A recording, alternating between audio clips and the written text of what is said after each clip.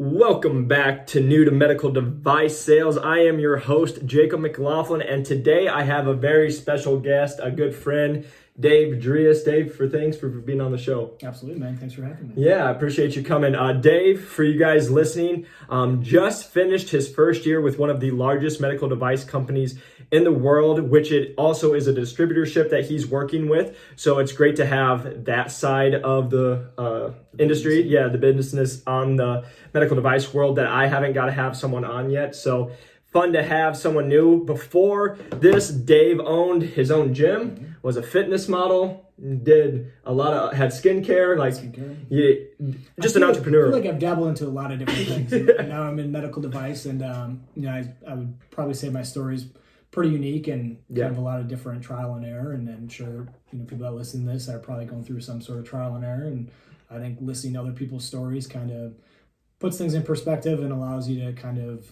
learn from people's mistakes and things that work so that you can kind of create your own path. I love it. Yeah, and that's why we're excited to have you, just because you are coming in way different than a lot of the guests we've had. So excited to have you. Just starting off, first, why? What did you do before, and then why medical device sales? You kind of mentioned it. I owned a gym for 7 years. I sold it in August of 2019. So it was kind of right before, probably 6 months before the pandemic really hit. I didn't know that was going to happen. So you called it. It just kind of worked itself out in that regard. There's always, I don't know if it's me making this up in my mind or if this is the stigma of medical device, but it was always one of those where it seemed like it was athletes or people that were more driven, not necessarily athletes, but just competitive individuals would go into it, and then there was an opportunity to make a lot of money. So it was kind of like this thing that was in my mind, like, oh, that's how medical device reps make all this money, so on and so forth. I had a couple clients that had some relatives or were very familiar with medical device, so I spoke to a lot of, I've networked through them to speak to some people that were in the field, is the best way of saying it. Mm-hmm. When someone mentions medical device, like I'm a medical device rep, there's so many different avenues that you can go down. Yeah. I'm sure, to the listeners here, when you start to look into some things, there's so many different, I'll call them departments, but just different little departments that you could get involved with. So I didn't really have any clue, what department I'd want to go in, so on and so forth. So once I sold the gym, I was still kind of training clients, and I was passively kind of navigating the interview processes with different companies and just trying to get myself out there. I had a handful of different interviews with different companies, different, some were direct, some were distributorships. Yep. Some dealt with spine, some dealt with, total joints, some were extremity orthopedics. So there's different avenues that I was going down. I wasn't really in a rush per se, for the first couple months. It took a little while. And then, I had to go through a couple interview processes, and I finally ended up kind of the first part of the year of 2019, getting a job, and now it's been a full year. I love it, man. Yeah. That's awesome. Yep. And for the listeners, can you tell us kind of the difference between like direct and a distributorship? Sure. I'm trying to think from an easy way of putting it. So I'm 1099. My boss, he essentially, I guess it's really, you're 1099. Yep. You're not necessarily, I don't get a car or anything like that. I get a paycheck. I can write a lot of things off on my taxes. My boss, we as a team, I guess you could say, we still have numbers and things that we got to meet. I guess maybe the points are a little bit different in some of the negotiations compared to direct. There's not as much corporate-y, I guess you'd say, but there still is obviously that corporate element because we still have a bottom line that we have to hit. Yep. But for the most part, it's not much different. The everyday today job, description of what you're supposed to be doing is really relatively the same. Yeah, and I love that. And the thing I always kind of touch on, correct me if I'm wrong, I would always tell people, especially being a personal trainer, you're 1099, you're your own business. It would be like if someone owned a gym, you work out of that gym, that person owns that business, but you're still making money. And when you make money, you make them money. Correct. And still So I work, without getting into specifics, I work for XYZ company and I sell ABC stuff, if that makes sense. Mm-hmm. And there's a lot of XYZ companies throughout the United States that sell this ABC stuff. So I get paid from XYZ company not ABC, if Yep. that makes any 100%. sense. So I'm getting paid from the distributorship. So overall, our distributorship covers an area. In that area, I'm just going to throw a random number, but let's just say we got 15 employees. We all have to try to get to X amount of whatever the goal is. Yep. We compete with other distributorships throughout the United States. That's kind of just how it's set up. Just like you were saying, it's like you have a gym and you have all the trainers underneath you that are training. Yep. Your whole goal is to still bring in X amount of dollars at the end of the month to keep the lights on and all that kind of stuff. Yep. And another thing just to touch on is like the big difference when we talked about it, right? Like you said, 1099. And if you don't know what that means, 1099 means like you're your own business. You're with another business, but you're your own business. So like he said, he's not getting a car. For example, if you're in a corporate lifestyle, you might be getting a car, you might be getting 401k, you might be getting health insurance, all this stuff. That probably doesn't happen as much. Correct, 100%. That's a very good point that you brought up. So since owning my gym, I've had my own health insurance. Yep. So I really just transitioned. It was almost the same thing, my LLC and everything that I had set up. Think of it this way. I'm just going to throw a random arbitrary number, but let's just say I get $5,000 in a paycheck. There's no taxes or anything coming out of that. I have to basically, either put money away for taxes. I'll pay for my own gas. I'll pay for my own insurance, all that kind of stuff. Now, you can write all that stuff off at the end of the year, so your taxable income is going to be lower than what. Yep. So it does have its pros and its cons depending on how you kind of maneuver around it. Yep. But at the same time, there's people that don't want to deal with that. People just want to be direct and want to have the car allowance. They want to be able to do all that. I mean, there's many different ways to skin a cat. Just kind of depends on what works for you. And like I said, I was fortunate. When I had my insurance, it's gone up, obviously, over the past 10 years. But at the end of the day, it's still not as much as what some people might be buying insurance now is. Exactly. So I'm fortunate in that regard. And that's awesome. And I also just really like how, if you guys don't know anything about taxes and LLCs, he just gave you some insight. So you look into that. And then also, like what I just tell everyone who asked that question, just like you said, it's what you're comfortable with. Yep. Some people are comfortable with, like, you'll hear a lot of times, eat what you kill, commission, like you're doing it. Or it's like, hey, you can, be in more of a quote unquote safe thing, but also knowing more of the time when it's safe, there's a lot more rules. So I'll say this, and this isn't for every distributorship, and I'm generalizing, but it's sometimes people can get swayed by saying, hey, I get a company car. Hey, I get a gas card or something, or I get to take docs out and I have a credit card or whatever it is. But then their base pay might be a lot less. Yep. So it just depends. And like I said, there's not a right or wrong way of doing it. Wherever if you're looking for a job and wherever you can get in to get a job, that's kind of the first step if you're needing a job. But, they both have their pros and cons. Both can be beneficial, just the way that it's set up. Yep.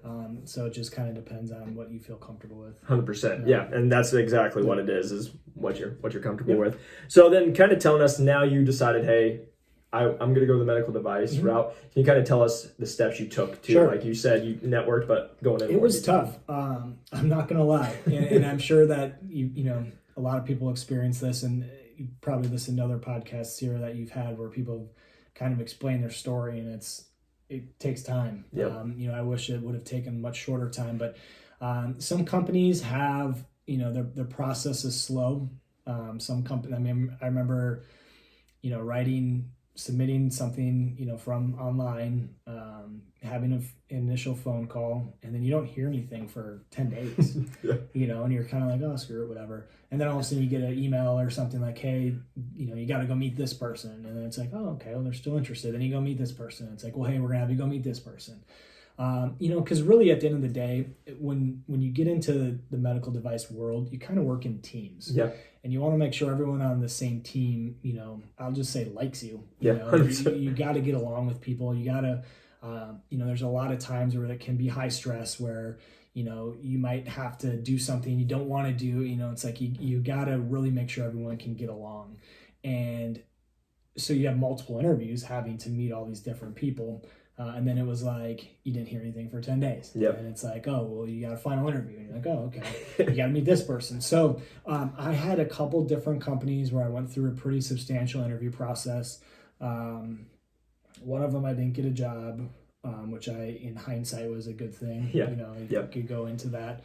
One of them, they hired someone probably, the way that the interview was all set up, like, I had to do an interview that was like a week later. So then once I did it, I was late to the farther, like people were farther ahead of me. So then they're like, oh, well, we already hired someone. I'm like, I'm in the middle of the process. Yeah. Like, give me a chance. Exactly. Yep. So that happened.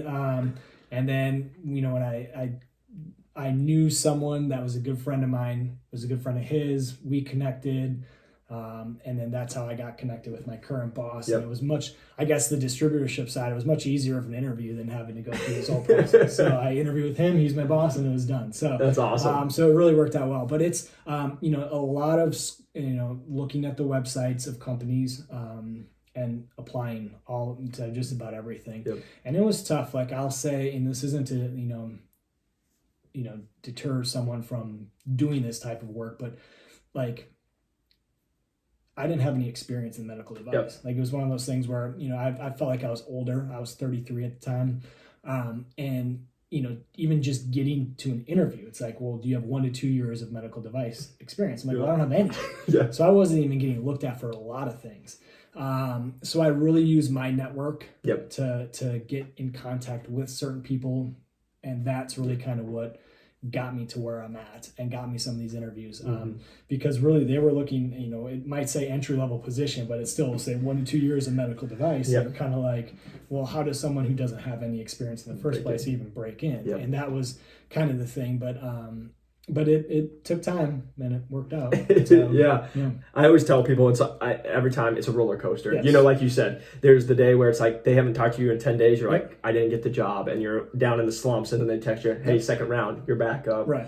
So like that's the process. And the thing I really, again, want you guys to hear as listeners is going back to that network. Like we beat it to death, and everyone thinks they're just going to apply and the resume is going to get you hired. And very, very seldom does that happen. It's what you know or who you know is going to get you hired. And so that's why we always touch on it. And that's the thing too. And I think having my own business for 7 years, I get to see a different side of the medical device business. Like I understand kind of how it works. And your gym example was a perfect example of it.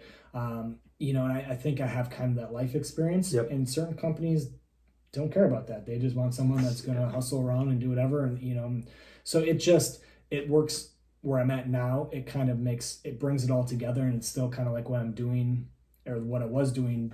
I'm doing it now. Yep. It's just a different modality. Right. Exactly. 100%. So, you still got to network, you still got to meet people, you got to sell, you got to follow up. I mean, it's the same thing. It's just a different modality. And I do feel that my experience in the past has allowed me to get to that point. Yep. So. And I think that's a great point too, is just to touch on, being able to run the business. When I went through a lot of interviews, you're running a business as you're doing this. You're doing a salesperson, but you're all running your business, and you might be with a company, but it's at the end of the day, it's you. You're the one selling yourself. Your face, it's your relationships that you're building, and it's your bottom line. Yes, you need to get paid, but you're also working for the company, so they get paid too. Yep. So it's important. Yep. And I state that for everybody out there, because again, the amount of times I got told I need to go work at ADP, I need to go sell copiers, I need to do that. Like that just wasn't for me. And like doing personal training, being able to be like, hey, I already sold a service, which again, they don't consider sales, but like I would almost argue that you're trying to make someone pay you to do all the work. Correct. It's almost the hardest sell. Right. You know what I mean? So being able to take that. Yeah. I mean, my previous career prior to owning a gym, I was going door to door doing investments. So I did have that sales aspect of it. They asked me a little bit about that when I was going through some interview processes, but I really think it just comes down to, all the interview candidates that people are interviewing, they just want to see if you're competent and if they like you. Yep, 100%. That really is what it comes down to, because everyone's resume is going to look, I don't want to say inflated, but everyone's resume is going to look good. They want it to look good. And everyone, if you're an athlete, not everyone an athlete, but if you're an athlete, it doesn't matter what sport you played, you want to claim, well, I'm an athlete, I've done this. Well, everyone's technically an athlete, or everyone's got some sort of competitive thing on the resume that it's hard to separate yourself. 100%. Whether it's basketball, football, or whatever.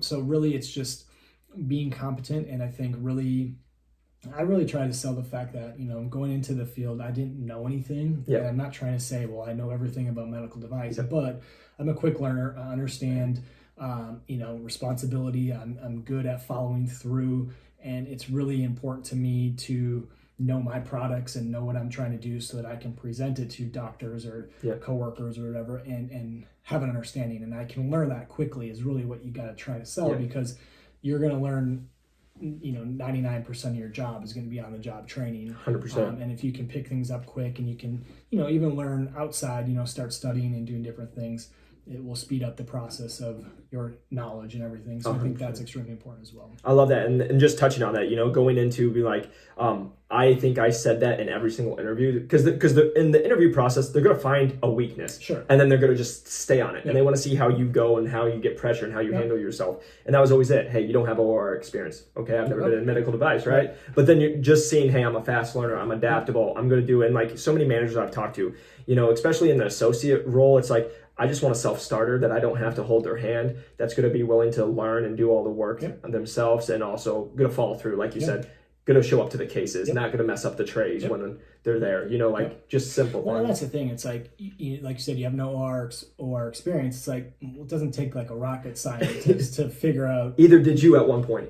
Right. You know what that's what I would say to the manager. Right. Like someone, you start somewhere, but it's not like it's not like you got to be a genius to be in an operating room. Like you guys, once you eventually get into it, like it's not this complicated thing. I mean, there's sort of rules and restrictions and, I don't want to go down that rabbit hole, but it's just one of those things where it's not like, don't be afraid that you don't know because you really don't. And it's really not all that scary. Exactly. You don't know what you don't know. Right. You know what I mean? And I think, saying that and expressing that in an interview actually shows that you're more competent than not. Going into it saying everything is not, obviously the good way of doing it either. So I love that. I love that. And then so going into our next question, we already talked really about life of distributorship going into that. But I'd love to hear kind of like your first year. You've been in 1 year, just kind of the experience. And then also the thing I like to touch on is what you thought it was going to be like and then what the reality was. Because that's what I'm learning. I tell everybody is I thought it was going to be something else. Everyone told me drinking from a fire hose. Didn't understand that till I was actually in.